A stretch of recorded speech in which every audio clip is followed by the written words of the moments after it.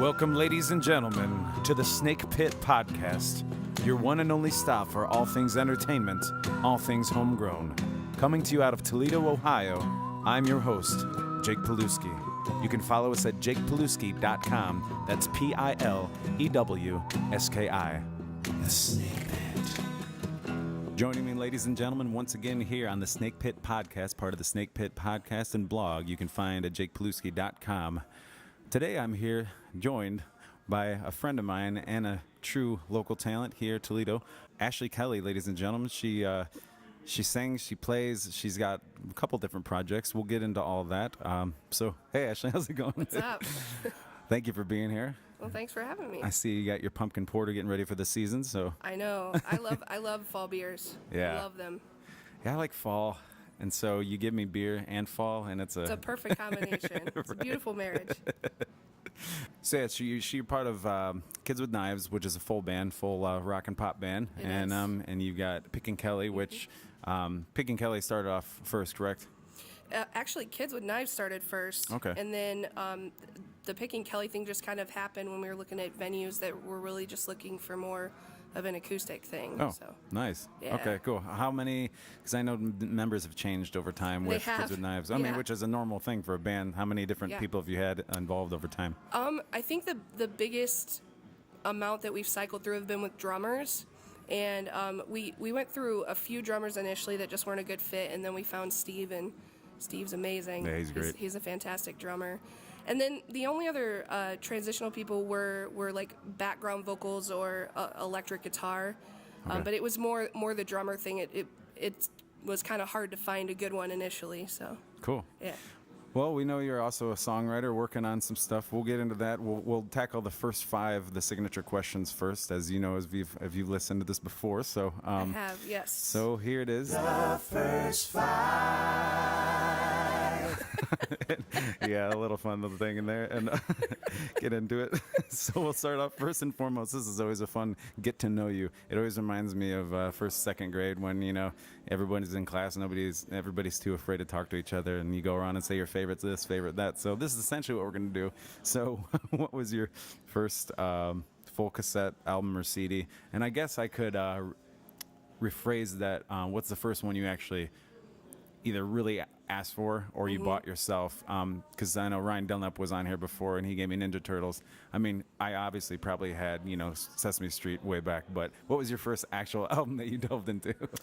Well, funny enough, the one that I can remember very vividly that was probably legitimately my first one was there was this little 5-piece group of brothers from Canada, this little pop country duo. I was 7 at the time. I think it was 94 and I was 7. And they were probably around the same age. And the cheesiest stuff you will ever hear in your entire life. Yeah, they're called the Moffats. Moffats? Why do I feel like I've heard of them? You probably have. If you YouTube them or you Google them, they are wearing like high-waisted jeans with their little like button-ups all tucked in and everything. But that's the one that I distinctly remember because that's when I was first experimenting with harmony, actually. Oh, cool. At that point, and listening to that actually helped with that, and I think I played that over and over again. But the other one that I really remember was my parents gave me this Best of the 70s mixtape. Oh, cool. And it had like the Pina Colada song, like all the stereotypical Right. Partridge Family and stuff. And I think I wore that out. I just played it over and over and over again. Those are the two that I distinctly remember. Well, no wonder you learned some harmonies between listening to a lot of the 70s and the Moffats, you said? Right. I didn't say I was proud of that, but... Well, we all start somewhere. I mean, Right. I think we all can be embarrassed looking Absolutely. back. But then again, if you said you were 7, so... I was. So that's my defense. I was just 7. Who knows? I'll probably look it up and be like, yeah, I can get into this. Right. Well, going along with that then, obviously a first cassette or first album, a CD, you play it out, and but then you go to your first concert, totally different experience. Yeah. So what was your first concert? When I was 10, my family went to Gatlinburg for vacation. Cool. And we went to see Lee Greenwood, the guy who wrote God Bless USA. That was my first concert ever. And it was really my first experience with real live music. And my parents told me that I was sitting on the edge of my seat the entire time. I was so enthralled by all of it. And Yeah, that's the first. I'm pretty sure that was my first one. Was that after that he came out with that song there? Or was it before he came out with that song? No, it had been out. Okay. Yeah. Because I know, I mean, he's had this big career way before that song happened. Yeah. But a lot of us didn't even know who Lee Greenwood until that song came out. So. Right. Yeah. No, Okay. it was already out. Cool. Patriotic of you. Right. Exactly. So, well, you have such a nice voice, and I feel that Thank you. you have one of those voices that could sing with a lot of different people. Thank you. Because the dynamic, and you've got power, but you still stay silky smooth, which Thank not a lot you. of people can do. So, if you could pick a dream duet or even a collaboration, whether it's instrumentally, songwriting, or singing, who would it be? Alive and not dead. Yeah, okay. Yeah, alive would definitely be Sarah Bareilles. Nice. I absolutely love her. I love her voice. First of all, her voice is fantastic. But I love her writing as well. Her lyrics are just so incredibly honest, and what she writes very much reflects I think just humans in general and the insecurities that we go through. And she wrote a book, and I read it and loved every second of it because it felt like I was sitting there talking to her while I was reading it. She's just so real and honest. So if I ever got to write with her, I'd probably pass out, first of all, so it would never happen. But yeah, that would definitely be my dream collab. I mean, she seems nice enough that she'd wake you up and then give you another go around. Yeah, exactly. I absolutely adore Sarah Bareilles, and she's managed to still evolve with each album, but she keeps a lot of that early, like that jazz and soul that she had from the get-go. And I remember hearing that she started, playing these dives and in California and stuff, and just people were really gravitating to her because of how real she was. But she has this amazing talent on top of being honest, which it's She really does. Well, I think that's the other thing I love about her too is if you hear about her history and how she started, she literally started like all of us. She was just playing in bars, and she would play for two people or however many, and they might not even be listening to her, Right. but that's how she got started, and she just kept working really hard, and so I respect her for that a lot. pay attention, everybody. All the people we love that are at the big time. They all start in these establishments that people like Ashley and myself and all these great musicians Toledo play in. So the more you support local, the more you support the entire city. So. Yeah, well, that was your alive duet. So if you could pick one of those who have passed to collaborate with or duet with, who would it be? Ava Cassidy. Oh, You nice. familiar with her? Yes. Oh, I love her. My wife actually introduced me to her. I never heard of her, and I fell in love with her voice. And I didn't even know that she was dead when I was introduced to her. And I don't know if you know how she died, but I don't. Okay. She was just in her 30s, and she got really sick and died kind of unexpectedly. And she actually wasn't popular while she was alive. So I did hear that, yeah. Yeah, and I love her. If I'm having a rough day and I want to listen to something that will just relax me and kind of calm me down, it's definitely her, because she just, her voice is just so gentle and beautiful, and I love it. So if I to have been able to sing with her would have been amazing. I could definitely hear that. Yeah. It'd be really smooth. And, as I said, two silky singers together. That'd be thank you. fun to listen to. I would gladly produce the album. So, well, this is a fun one. If I was interviewing myself, I'd probably have too many to mention. Your most embarrassing or maybe humbling or both experience on stage.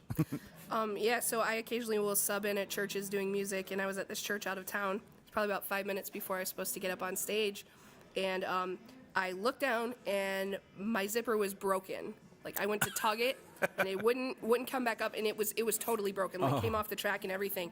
So literally 5 minutes before I'm supposed to get up there, so I'm standing there trying to figure out what I'm gonna do. Yeah. And so the entire time I was up there, I kept trying to pull down my shirt to make sure it was covering it, and I don't really know if it was successful or not. I didn't get any weird looks during the service, but that for me definitely, like, I just remember my blood going cold, thinking, oh my gosh, I'm gonna show people things they don't need to see.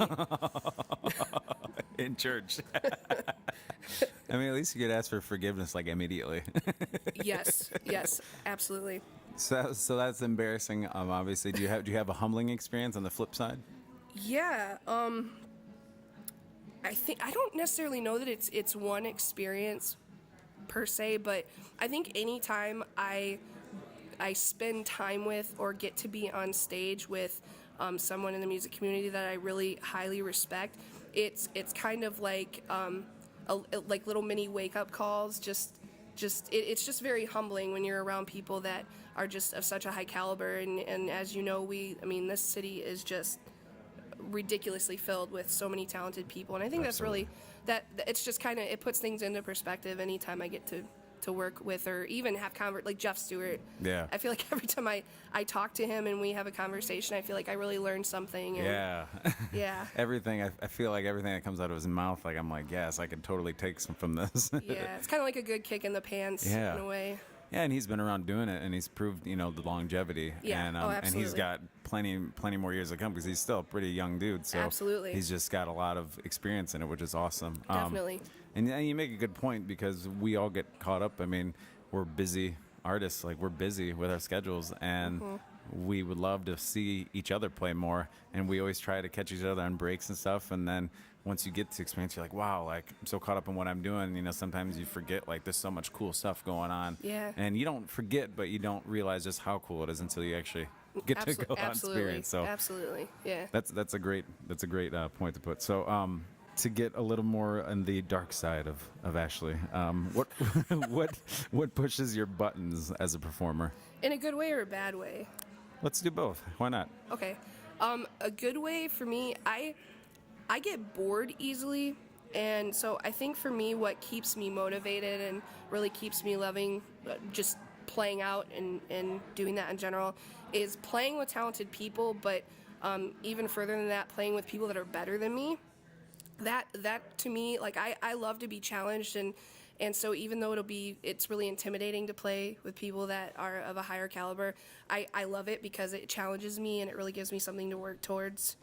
And then I think seeing the audience have an emotional response to what I'm doing and who I'm playing with, what we're doing on stage, that's a big motivator for me. And it doesn't even have to be a huge group of people. I mean, if I look out and I see one or two people they're really drawn to what I'm doing, that really reminds me largely why I do that and want to continue to do that.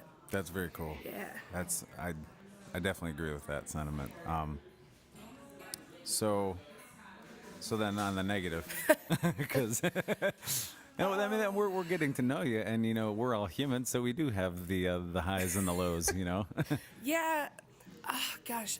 I mean, I think I know that one thing for sure that is frustrating, I know you will understand this, and everyone who plays cover music will understand this. Yeah. Sometimes I want to wear a shirt that says, I do not have a quarter slot, I am not a jukebox, because people will come up and I really don't mind getting requests. I know you don't either. And, Yeah. I love it if we can play something that people specifically want to hear. Right. But some of the requests sometimes, like especially if it's just Shannon and I playing acoustic, and it'll be somebody that's there for at least an entire set.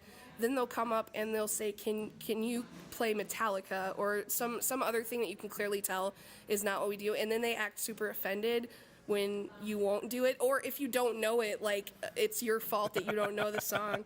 So I think, yeah, I mean, I feel like that's something that we all deal with. Oh yeah. Or just people that get really drunk and have personal space issues that knock into your mic stand. Like I've gotten a bloody lip before, just having my mic pushed into my teeth. I've heard this story from so many people. I've not had a bloody lip yet, and I don't know if I would handle it as calmly as you probably have. Yeah, I don't think a non-musician can fully understand the pain that happens when a mic goes crashing into your mouth. It doesn't feel good. I mean, I've done it myself before, like tripping into my microphone.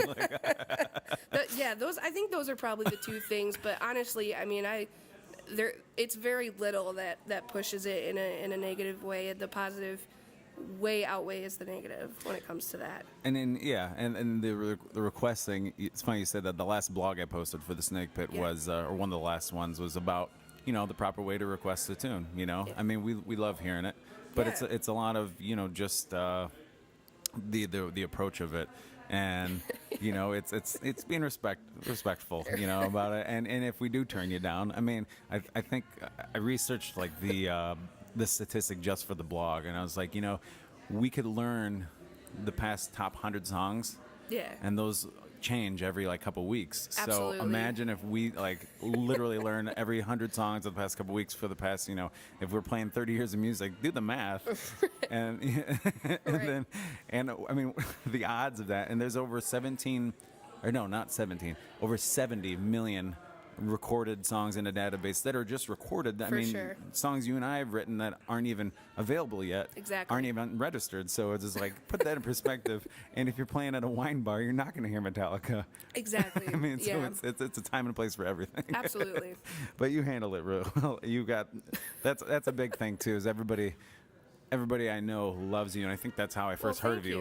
Was just your good reputation before I even got to hear your talent, because you do have an awesome personality, and I appreciate that. That'll go a really, really, really long way, not just in the industry but in life itself.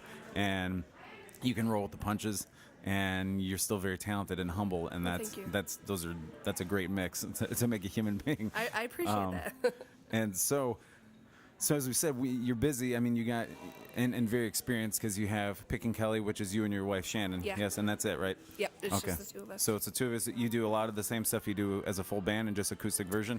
Yeah, when people ask how our set lists differ, I always tell them we definitely do a lot of the songs that we do with Kids with Knives, but with Pick and Kelley we do a lot more, I guess, prettier music. Yeah. if that makes any sense. Oh yeah. Yeah. When you're doing acoustic, I mean, it's yeah, that's Yeah. it makes perfect sense. Plus, if you have to learn some material, Yeah. for you and your wife to learn 10 more songs to add to change things up, it's a lot easier than getting a whole band together and learning all that stuff. Yeah, So yeah, no, absolutely. it makes perfect Yeah. sense. And that's good, though, because anybody that does love Kids with Knives comes out and sees Pick and Kelley, they can at least know that they're going to hear some of the same kind of stuff, Yeah, too. absolutely. So you said Pick and Kelley started and after Kids with Knives. So Yeah. about what time was it? How long ago was that? We've actually only been in the music scene since January of 2013. Okay. That was when we first started playing out, and it was kind of by accident that the band even ended up happening. It wasn't an intentional thing. Okay. Joe Woods was playing at the Boar. He was just playing solo, and he invited me to come up and sing with him. And Ricky from the Boar asked me if I could put a band together, and I was so excited that I said, oh yeah, absolutely. And so we scrambled together some people, and the band name came from a lack of creativity and knowing what to call it, and we were all standing around with our smartphones looking up random band name generators, and we had this list of 8 different names, and at the time all of us were working with kids, and so we thought that was really funny, and it just kind of stuck. Hey, dark humor, I'm a fan. And people seem to remember it, so Yeah.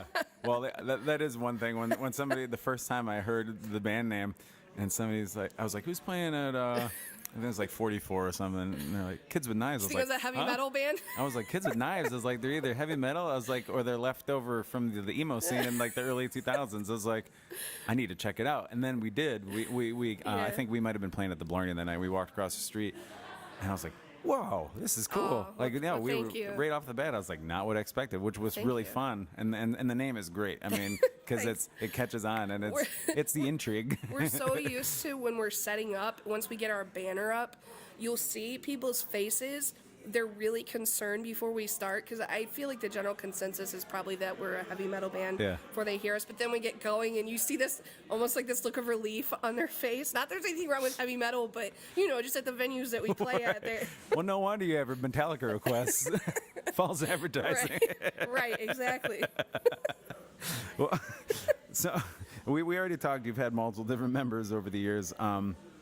So how many different instruments you play? I know you play guitar, play piano, and you sing. Yeah, I play the trumpet. I haven't been playing it actively, but Wow. I played all through elementary school and high school, and I can get by on the bass, but not that well, and I can get by on the drums And yeah, I think that's pretty much it. Well, so when the board told you to throw a band together, you'd be like, I am a band. I just need more. I would need to grow some more arms, so I think. If I was an octopus, we'd be good to go. Yeah, but the thing too is just because I play those other things doesn't mean that I'm that great at it. Right. But I Well, you said it perfectly get by a earlier. little bit. and you surround yourself by talented people. Exactly. And that's the best kind of education you can get. Oh, I mean, absolutely. listening in general. Yeah. I mean, that's cool. And you get to have fun. I think it was Willie Nelson that Yes. said, what he loved most about his career, his entire goal was just to be able to play on the road with his friends. I mean, Absolutely. And that's such a cool, even if on the road means, back and forth in T-Town. I mean, it's up and down. there's the more and more downtown area. right? There's more and more businesses, putting live music into their establishments, which is Absolutely. awesome for us. Yes, it it's is. it's like there's not enough. We don't have enough weekends to even, I know. book. Somebody wants to book you, and you're like, oh, I'm booked out 6 months, and it's I'll tough. tell you what, though, that's an awesome problem to have. Yes. It really is. It's Job really cool when security. you think about it, Job security. Yeah.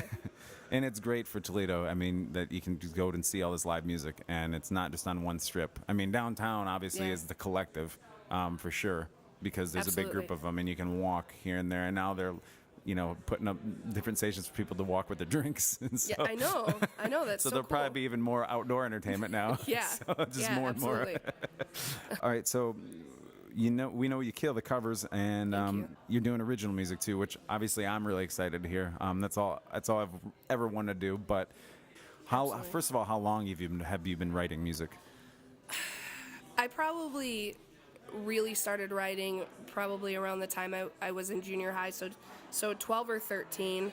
I think I wrote my first entire song in 7th or 8th grade, and not well at all. In fact, I was going through a box the other day and came across these lyrics and this piece of music that I actually notated out, and I was getting embarrassed just like reading it and looking at it. I was like, oh gosh. So but yeah, so it's probably been since about junior high. Cool. Yeah. And you have a full album right now you're working on, or you're doing Yeah, an I'm EP? working on full album right Okay, now. cool. Nice. I know a lot of folks, I mean, me included, they've done EPs. Because in this day and age, with the mediums that are available, you don't even know how to Definitely. approach it. Definitely. Well, I'm kind of an all or nothing person, so I like it. Well, it's good too, because you get to throw this stuff out there, and somebody might hear it when it first comes out. Somebody else might not discover it for 6 months later. Sure. I mean, there's just so much music to listen to. But the cool thing is, Sure. by putting out that much material, if they like 2 or 3 songs that you have, they don't have to wait another 2 years to hear more, because you put out this big chunk of it, and I love that. Do you have all the songs written yet for this album? Yeah, there are a few Yeah. that just need some polishing, but yeah, they're all set to go. Cool. Yeah. And if you don't mind me asking, which studio did you decide to go with? Yeah, I'm working with Chuck Mock at Yeah. his studio, and Greg Leonard's mixing and mastering my album. Cool. Yeah. Cool. Yeah. So I keep fangirling out like when I tell people that, because those two are so incredible. Yes, they are. And I'm seriously like in awe kind of a thing that they wanted to work with me, because they're both those guys are so ridiculously talented, and I don't really get to spend time with Greg that much because he's not in town, but Chuck is the one that's actually in studio with me, and he is so easy and awesome to work with, and just a genuinely good guy. So the process is fun. I'm really enjoying it. I'm glad, because it can be tedious, and Oh, yeah. For sure. But that's Yeah. cool that you can embrace it, because Oh, it's absolutely, it's an yeah. awesome creative experience. Yeah, it's hard work, but it's some of the most rewarding hard work ever. I agree. Well, I look forward to it. How many songs can we expect on 10. it? It's 10 song album. Do you have a name for the album yet? Yeah, it's gonna be one of the tracks is called "You're Not Alone." It's the album is gonna be "You're Not Alone." Cool. Well, you shared with me one of the songs, which I was happy when I heard the recording, because I had heard you play it live probably a few months back. You heard it in its infant stage, because I had literally just written it that day and didn't have the bridge written or anything. Nice. So you got a really horrible preview of it, because it wasn't even really together. We're talking about it was at Dirty Bird. Dirty Bird downtown. They do some Monday nights. They do rounds where they Yeah. feature almost like Unplugged meets Storytellers with a group of songwriters. Yeah, on and stage. I love Cool. it because we can. That's a perfect format to test out stuff that you're not sure is viable and play. I love Yeah. those guys for that. They're Yeah. really big supporters of the Taking the original plunge. music scene. So the song, is it just called Scars, or is it These Scars? called These Scars. These Scars, Yeah. okay. I loved it the night I heard Thank it, and you. I was like, wow, I mean, I'm a big fan of songs with, I mean, the stuff that will always sell to a vast majority of people, musicians and non-musicians, and just listeners, is going to be hooks and all the stuff that ever really succeeded. You know, success, I realize, is a word that goes back and forth, but we don't necessarily want to change everything that we do to get our stuff heard, but at the same time, we have to find a way to get more people to listen to it, and a lot of times that means hook-based music, which you can do all instrumental or you can do all vocally. You managed to do a nice blend of the stuff. I mean, where I'm like, yeah, I could hear the stuff on the radio, Well, thank you. and that was in its infantile stage. So when I actually heard the recording you sent to me, I was really pumped. When did you write? So that was only Yeah. this That was few this months year. ago. Okay, Yeah, cool. that was Nice. this year. Nice. Yeah. Do you have?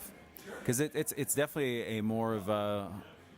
It's melancholy, but It it's is. but it's also very.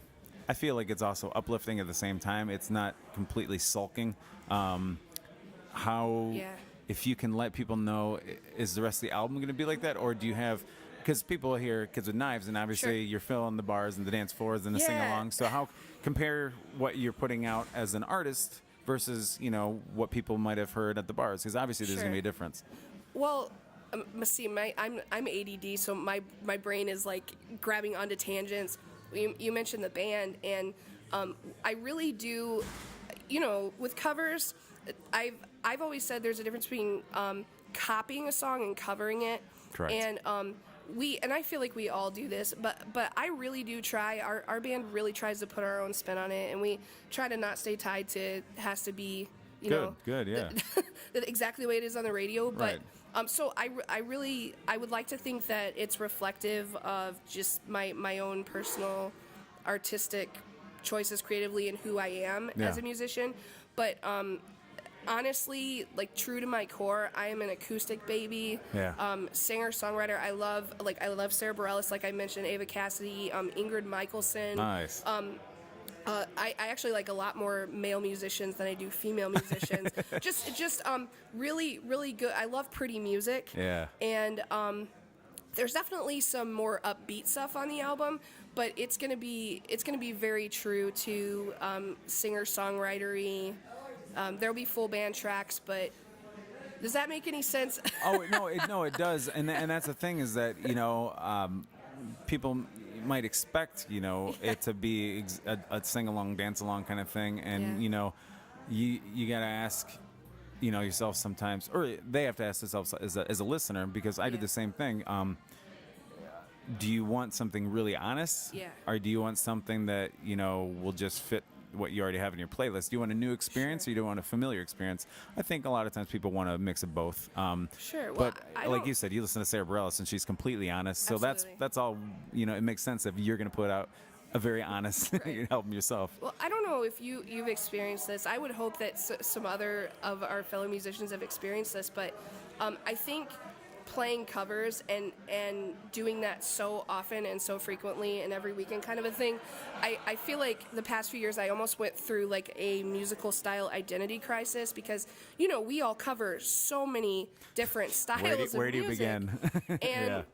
so I kind of struggled with some of my writing with really staying true to who I am as an artist, and not necessarily worry about what genre it fits in. Because I asked a couple people one time what they thought my own like writing style was, and one of them said like pop, but it really isn't pop, because you heard that one song. It's just I just try to write from my heart and write honestly, and if it's something that would play on the radio, that's great. But I hope that when people listen to the album, they really feel like they've kind of gotten a glimpse of who I Yeah. am as a person, and so I just try to be as honest as possible with my writing. That's the stuff that sticks around for the long time, for the Sure. long run too, is the honest stuff. And to be honest, pop, derives from the word popular. Right, And that's right. it. I mean, because it's such a broad term. Frank Sinatra was pop. Exactly. I mean, the Doors were pop rock with blues influence. I mean, and Michael Jackson was pop, but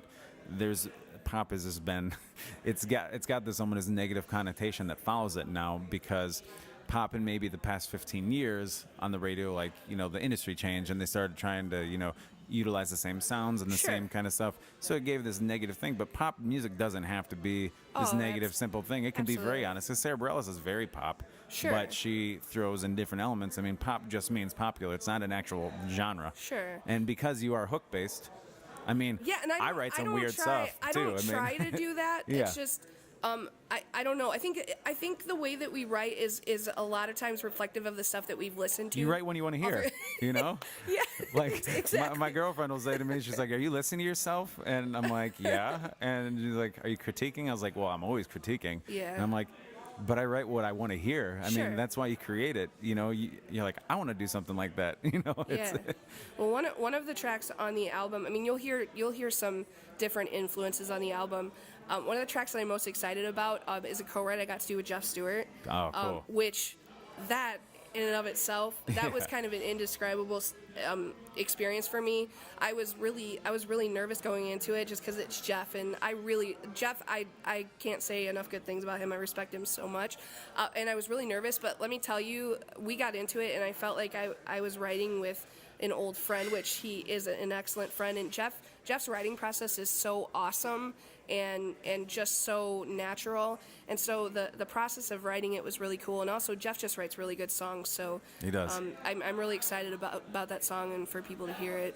Talk about a guy who can write a heck of a hook too. Holy crap! I know, seriously. And they said there's nothing wrong with that. You can make the most crazy song in the world, but you fill it with hooks, and all of a sudden Sure. you've bridged the gap of listeners. I Sure. mean, because 99% of the people that listen to music aren't in the industry.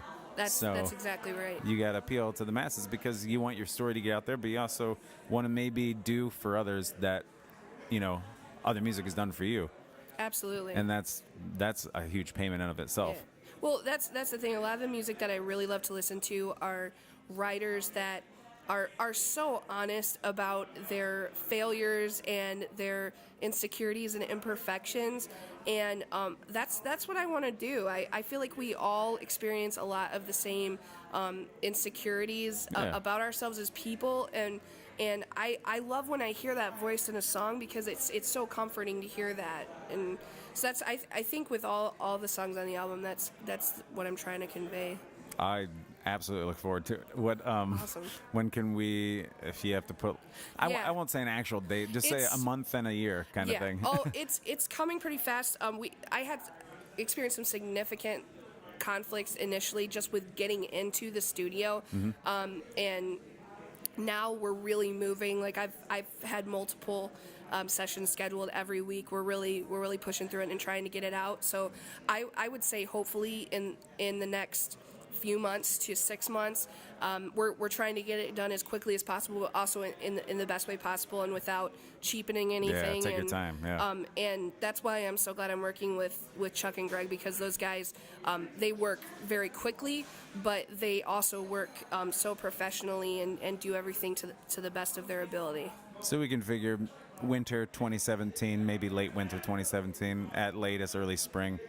Yeah, my hope would be early spring Yeah. 2017. The actual recording and laying down tracks should be done. I mean, you know, because you Yeah. record as well. A lot of people think you just go in and lay it down, and No. it's So you understand. I mean, I think it'll be completed early spring, and Shannon's doing the album artwork for it. Awesome. Most people don't know she's an amazing artist. She paints and she does a beautiful job. So I'm excited about that. How long she been doing that then? She grew up being very artistic, and in fact, when we go back to visit her parents, because her parents still live in the house that she grew up in, the walls have Shannon's art. Oh, that's so cool. Yeah, it's very cool. She's very talented, but she doesn't broadcast that talent. I do have to ask, and I wasn't even planning on asking this, Sure. but it just popped in my head. Yeah. What is it like playing music with your other half? I mean, it's got to be cool, but I mean, obviously, is there ever times that you bring home with you to a gig? No. No? I know that sounds. I'm sure Well, no, some people are it's gonna be like, "Oh my admirable. gosh, that's so annoying." No, I mean, Well, those people we call envious. obviously, we both will have. I mean, we all have rough days. Yeah. And I might go into a gig being kind of moody, but it's never really with her. You know, the day could have been a rough day at work. Right. All I can say is I love playing with her. She is a blast to be on stage with, and I made a fake Facebook post about this probably a year ago. I'll be up there playing sometimes, and I'll look at her, and it kind of hits me like, holy crap, I'm playing music with my wife. This is awesome. And you know, she and I will sometimes squabble, and I think we're both way harder on each other than we are on anybody else that's in the band, because naturally there's that relationship. But Yeah. no, I love playing with her. She's an amazing musician, an amazing bass player. Yeah, she really is. I know. Jinx. She really. Yeah, she's just such a solid player. She and our drummer Steve just play. They're just an awesome rhythm section. Shannon's a great pocket bass player, and she's fun to. I mean, anybody that's watched her knows she dances like crazy, and so she's fun on stage. But it's just it's really cool. I'm incredibly grateful and appreciative that I get to have that experience with her. That's cool. I'm sure I'm not the only one that wondered that. That's why I just had to ask that. I was like, because that's it's such a different dynamic, you know. I've had questions before from people. Well, what happens if you guys split up? Blah blah blah. And I don't want to be that naive person, but that's not an issue. So. I mean, that's no different than asking, what happens if your drummer breaks his arm or your car stalls out. I mean, it's like, Right. obviously you deal with things as they come. Yeah. Otherwise, I mean, you have to do it that way. No, I'm pretty fond of her. I'm gonna keep her around both musically and Good to hear. and on a personal I level. think we're all fond of her. Yeah, she's pretty incredible. Going along with the different members you had, I find this even closer connection to you now. We share because, something in common. Yeah, I have a best friend that I've played music with now for, I think we figured out it's been 14 years. That's Mike Haskins, and we've played in all different bands and acoustic and coffee shops. Even though at the time neither of us drank coffee, so we would try to sneak wine in there. And we've done so much, and then we met Tim along the way with 9 Lives, and then the New Fashion, and then we play the 3 of us. And so now those 2 guys, I've picked up some shows with Kids with Knives, Yes. which I couldn't be more excited about because Yeah. I'm just like, all my favorite people are coming together and playing music. Let me tell you, before that was ever even talked about, that collaboration, I just love those guys. Well, actually, I love all you guys. Shannon and I have talked about this before, way before we ever played with those guys or anything. We've talked very fondly about the fact that for whatever reason, Kids with Knives has always had a really great relationship with the New Fashion, which is just funny because we play very different styles of music. But I just I love your guys. You guys are great, and Tim and Mike, they're both. I still am kind of floored that they wanted to play with us because they're both. I mean they're so good, it's ridiculous. Yeah. And I think it's funny. I'm sure you've had this experience. We've had some people ask if there's bad blood because they thought that maybe we stole them. Everybody assumes. It's like, And I just kind of laugh because there really isn't. No. I mean, and there never needs to be. I mean, No, that's not at all. You look at the biggest movements in music that ever happened. You look at what happened with like the British invasion. You look at what happened, with grunge Seattle. Like all those things happened because everybody in town was playing with each other and promoting each other, and it was this great network, just being friends. And one guy couldn't play this night, so he'd play with this group, and he play this group, and it's like, why wouldn't you support that? Exactly. I mean, you can't play Kids with Knives 7 days a week. I can't do my solo thing 7 days a week. So we have multiple projects. Exactly. It keeps us all employed, you know? Exactly. And we have fun together. I mean, and maybe get in trouble together. And that way somebody can write about us someday or maybe talk about us on a podcast someday. At that point, God knows what the podcast is going to be. Well, I'm glad we get to share those guys because those guys are both musically just top notch, and they're top notch guys. They're a blast to hang out with. They're good guys. Well, this is Ashley Kelley, ladies and gentlemen, and before I let her go, I'm going to ask her to give some advice, as we always do here at the Snake Pit Podcast. Here, we're coming from Veritas. You said it's your first time here, and Veritas does cycles through fantastic craft beers. They do bites to go with them, as well as wine pours. And cool atmosphere, I think. It's you'd really say. cool. And this beer is fantastic. You have the pumpkin porter. I will be having another one after we're done with this. All right, so leave everybody with some advice, and you can be honest as you want, because that's what we expect of you. After hearing everything, that's what we want from Ashley Kelley, ladies and gentlemen. What's your advice for anybody aspiring to just Sure. do either what you're doing or just take the plunge and do something in life that they've always wanted to, but not necessarily have the go-ahead from somebody else? Sure.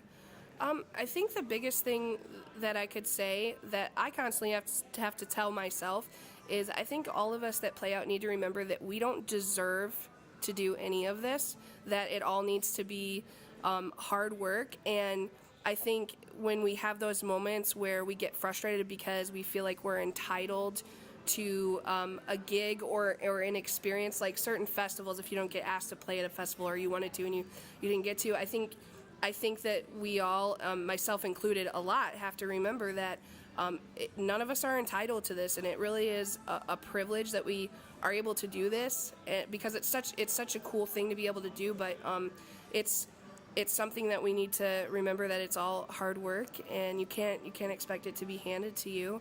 And the other thing is to remember that when you get frustrated, everybody else out there gets frustrated too, no matter what performer it is and how together they look. We all get frustrated, and that's a camaraderie that we can have as we have frustrations. But just try to remember why you're doing what you're doing, and how cool it is that we get to do something so amazing and so fun, and that also brings life and happiness to people. I love it.